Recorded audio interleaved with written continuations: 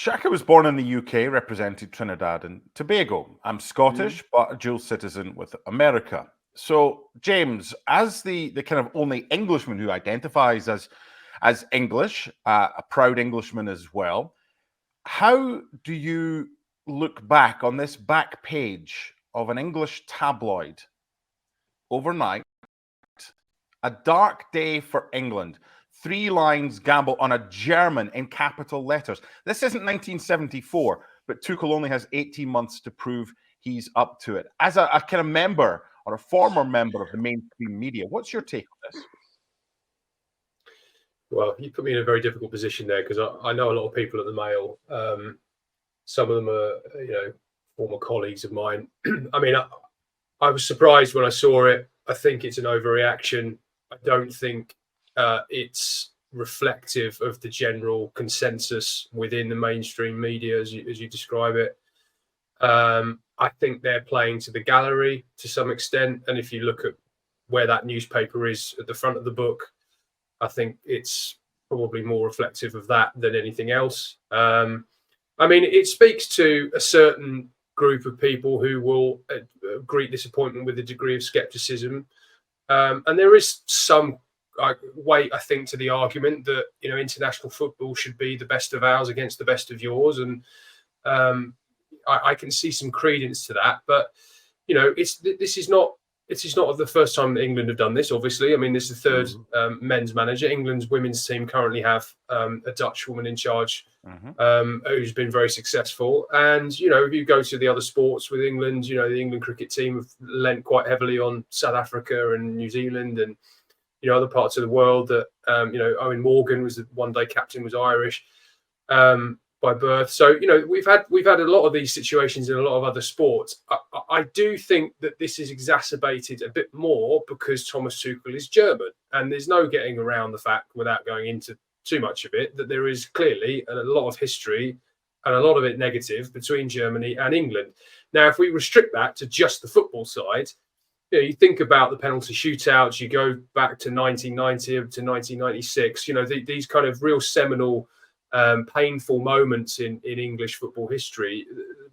England suffered badly at the hands of the Germans, and there is a lingering resentment about that has sort of bled into the FA, not to the FA, sorry, to the fan culture around the team today. So that's what that is trying to speak to, I think. Now, whether the travelling fans are that bothered about a German being in charge, I don't know. I think we have to be honest and say that some of them sing anti-German songs still. I heard it this summer. They sing them at most away games. That's relating to history outside of football, of course, to the World Wars. And so the fact that there are some people who would prefer for an English candidate and an Englishman to lead England. This obviously, as I say, is exacerbated by the fact that he's German. But look, if he wins the World Cup, will anyone really care about this? What I really hope is if he goes and wins the World Cup and that back page becomes sort of immortalised for all the wrong reasons, if you like, that how we judge this guy straight away before a ball's been kicked and he's come in, and it's not as if he doesn't know the league. It's not as if he's always been very gracious when he's spoken about the Premier League and about English football and about England in general. I remember when he joined Chelsea, and he talked a lot about watching English football on TV growing up, about how he supported Tottenham as a youngster because that was the team he watched sort of more than any other. So it's not as if we're jettisoning in somebody who's got no grounding in the game whatsoever, no real interest in English football. I was surprised that they rushed to judgment in the way that they did. But as I say, that is unfortunately a publication that plays to the gallery a lot, particularly at the front of the book. Shaka Hislop. That headline at its best is sensational, but we've come used to tabloids sensationalizing so much of not just football, not just sport, but everyday society. At its worst, it's and I skew more to this being at its worst. It's desperately xenophobic, and I still can't believe, and I still can't believe that this type of headline is printed in 2024, given everything that we've kind of been discussing and kind of enduring around race, around xenophobia, political discourse, which I hesitate to go down that alley on this kind of show, but we saw the worst of it play out, certainly in terms of political elections over the last, what was it, 5 or 6 years. And again, I'll echo what James just said, because I think he's absolutely right. This is playing to a gallery that I think is while it's still vocal, a gallery that's very minimal and growing more so as we go along. So I can't understand or explain the need to continue to pander to that particular gallery. Sven-Göran Eriksson, Fabio Capello, and now Thomas Tuchel, 3 non-English managers of the men's national team. Now, since England won the World Cup in 1966, 11 Englishmen have tried, and all have failed, to replicate what they did in 66 and win a major trophy. So they've appointed what they consider the best available. 11 trophies in his last 4 jobs. Let's hear from the man himself when he was asked the question about not being English, but in charge of the English national men's team.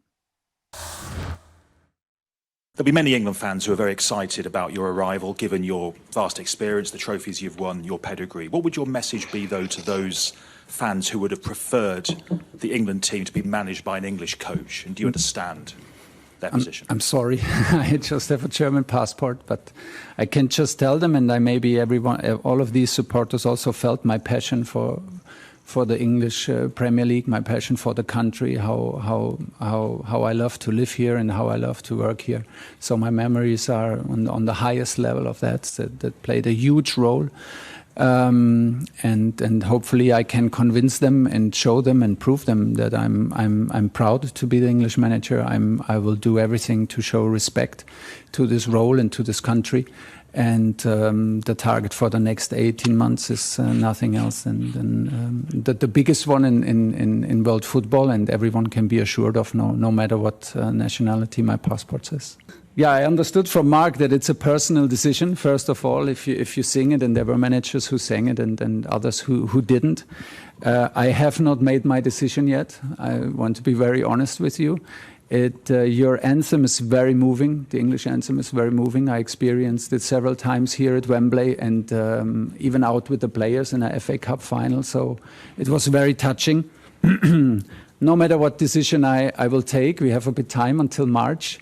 I will always show my respect to my new role, to the country, and of course to a very moving anthem. But as this is a new subject, I will take a little bit time for this decision.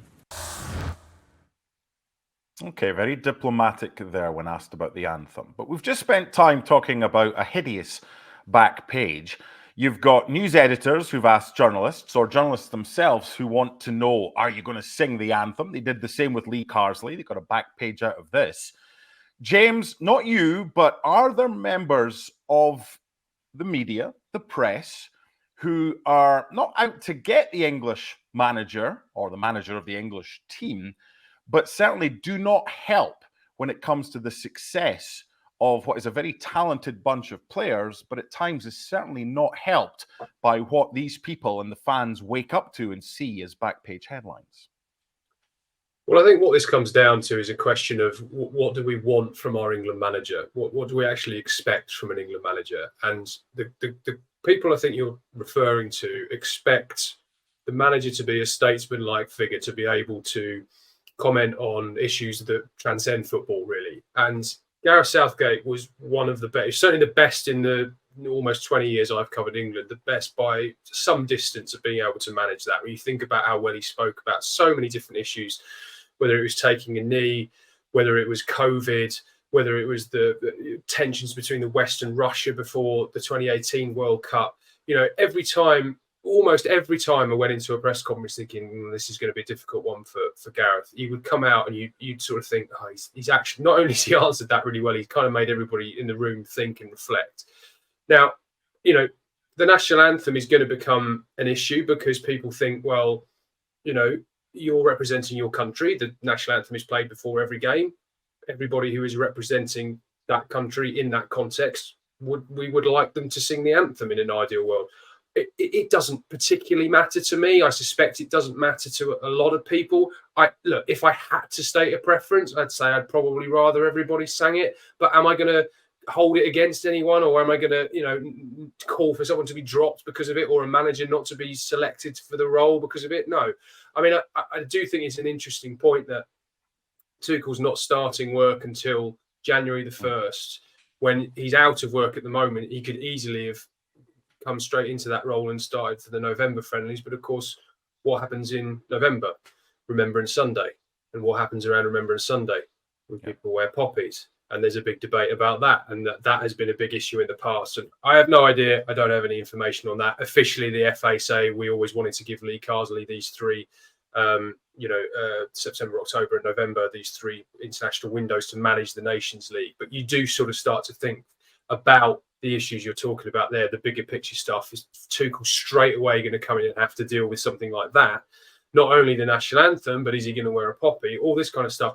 Now, as I say, Gareth Southgate was fantastic at all of this, but ultimately people hounded him out of the job because he didn't deliver a trophy. What do we want? Do we want Thomas Tuchel to come in and handle all of this stuff really brilliantly and yet not win the 2026 World Cup? Or do we want to give him some leeway and accept the fact that, particularly as a non-Englishman, he won't understand the nuances of some of this kind of, you know, complex historical or socio-economic issues or whatever we want to get the England manager to talk about, but know that what we're losing there, hopefully we're gaining in a manager who's got the tactical acumen to deliver a World Cup. And that, I think, should be where the focus is. And I would hope that because the contract is relatively short, because we're not talking about a manager who's coming in, you know, they're not talking about transition, they're not talking about young players, they're not talking about 4, 6, 8 years or putting a new clock into St George's Park with a countdown to, you know, the World Cup 2034. We're talking about 18 months away, the next men's tournament that England seniors play. England want to win that. So the focus should be on that. And I would hope that Tuchel isn't sort of tied up in knots with the off-field stuff and all the other things that we expect of an England manager to comment on between now and then. Shaka, there are two sides to every story. 39 times there have been winners of the World Cup or the European Championships. Just once has the manager of the winning team not been from the country that won it. That was Otto Rehhagel in 2004. So I can see and I can totally get why there are those that say, hey, 38 of 39 have had someone who knows what it's like to win the trophy, World Cup or European Championships, having been born there. However, you want an English manager? I've just given you 11 managers who have not been successful since 1966 in doing so. And there has never been a successful English manager in the Premier League who has won that title. So is it a case of best man available, and that's what they've got, the FA, in Thomas Tuchel? I think so. I think if that's the remit, and again, James understands these issues and these decisions and the concerns and certainly articulates them as well as anybody.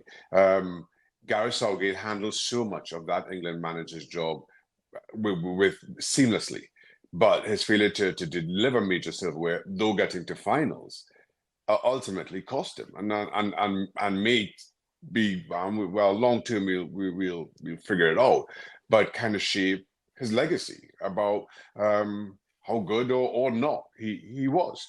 So ultimately, if that is the previous manager's experience, and you're moving and you're trying to move away or move on further from that, the next step is finding the best person to deliver silverware. And Thomas Tuchel has done that at clubs that he's been at. And listen, I totally understand. I totally understand the concern. Well, he did it at club level, but he's never done it at international level. But you know, I told you what I think about that. That's always a difficult kind of remit. You know, there are jobs that people apply for, step into, that nobody's ever done before. Don't get me started talking politics here. But you're expected to step up, learn on the job, and deliver on what you were brought in to do. So I am neither here nor there, and again, being from Trinidad and Tobago, a smaller international team, we regularly have foreign coaches. I don't see it as that much of an issue. I will want to kind of go back to something that you raised there, Mark, and that's the singing of national anthems, which is something I've always kind of balked at, and the kind of focus, certainly by media and some in the fan base, about singing the national anthem, and you have to kind of and we've seen you know, those players who've sang at the tops of their voices and been in tears, and we've also seen players who have not, and you can even counter that with the Spain national team, who don't have words to sing. Exactly. And as I reflect on my own time as a player, I recognize that when I went to watch Trinidad and Tobago play, or when I was on the bench, I would sing the national anthem. But when I was starting and out on the field, and the camera's kind of panning down as it always does, I don't recall ever singing the national anthem.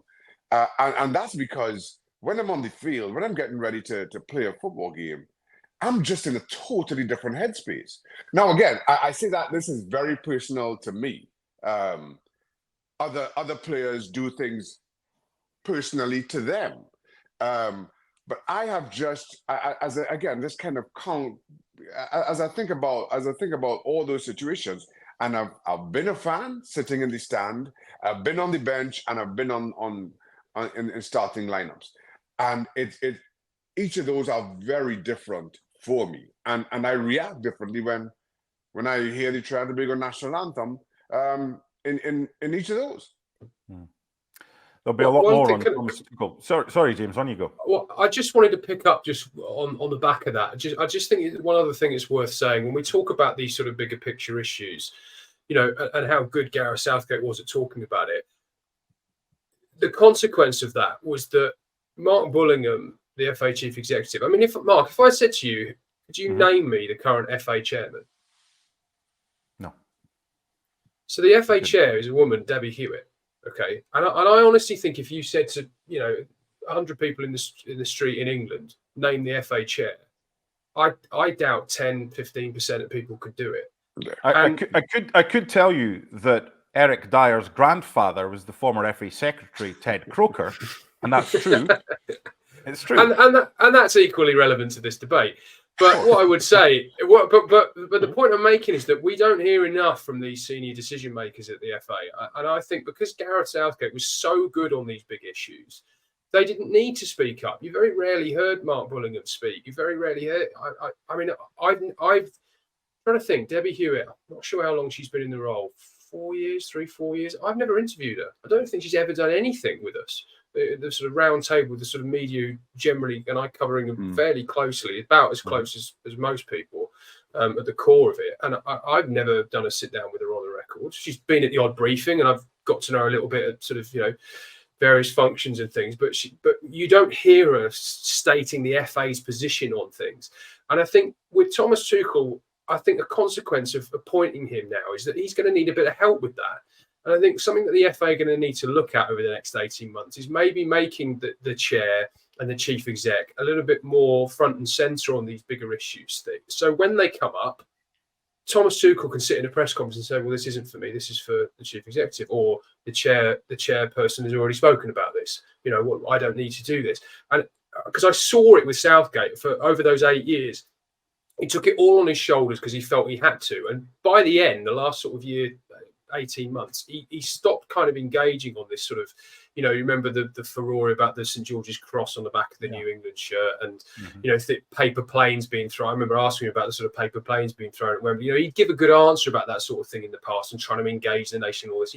He just thought, do you know what? There's no point anymore, because there's always going to be something. There's always going to be another thing that's going to be thrown at me that I'm going to have to try and answer.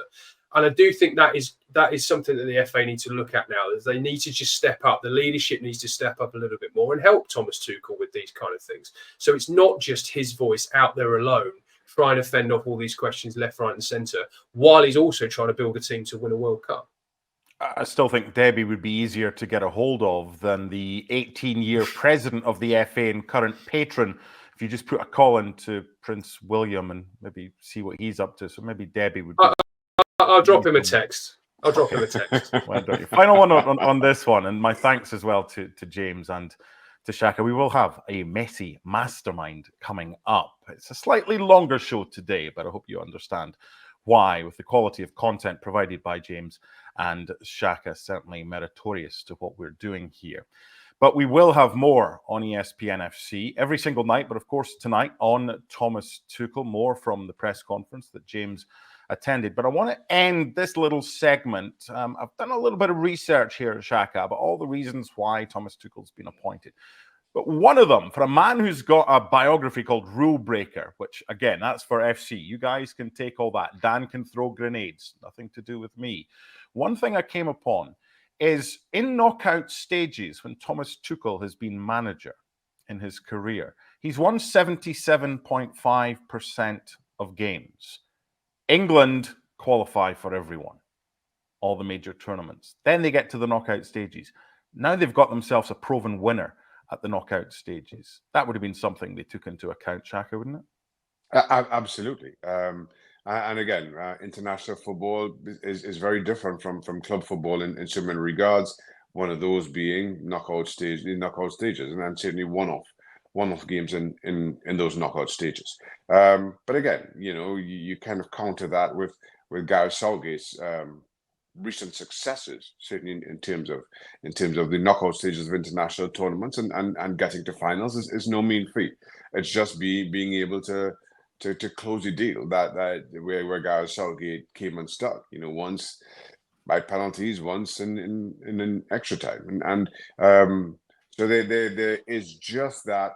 It's that final yard is what Thomas Tuchel has been brought in to deliver for England. That final yard in just getting over the line, and finally maybe we can move on from that work of victory some 60 years, which is short, 60 years ago. Longest major title droughts since winning the World Cup, 57 years for England. My thanks to James Ollie. My thanks to Shaka Hislop. Appreciate your time today, gents, and a reminder that ESPN FC will have far more tonight on Thomas Tuchel.